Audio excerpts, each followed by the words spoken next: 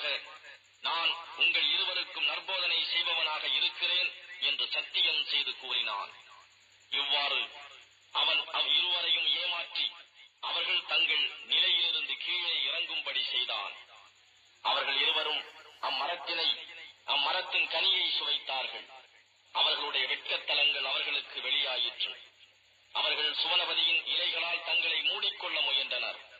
அப்போது அவர்கள் இறைவன் அழைத்து, உங்கள் இருவரையும் அம்மரத்தை விட்டும் நான் தடுக்கவில்லையா?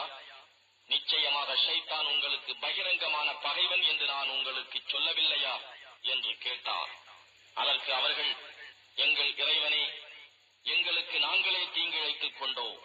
நீ எங்களை மன்னித்து கிருபை செய்யாவிட்டால் நிச்சயமாக நாங்கள் நஷ்டமடைந்தவர்களாகி விடுவோம் என்று கூறினார்கள். அதற்கு இறைவன், இதிலிருந்து நீங்கள் வெளியேறிவிடுங்கள். உங்களில் ஒருவர் மற்றவருக்கு பகைவராயிருப்பீர்கள். உங்களுக்கு பூமியில் தான் தங்குமிடம் இருக்கிறது. அதில் ஒரு குறிப்பிட்ட காலம் வரை நீங்கள் சுகம் அனுபவிக்கலாம் என்று கூறினார். அங்கேயே நீங்கள் வாழ்ந்திருப்பீர்கள். அங்கேயே நீங்கள் மரணமடைவீர்கள். இறுதியாக நீங்கள் அங்கிருந்தே எழுப்பப்படுவீர்கள் என்றும் கூறினான்.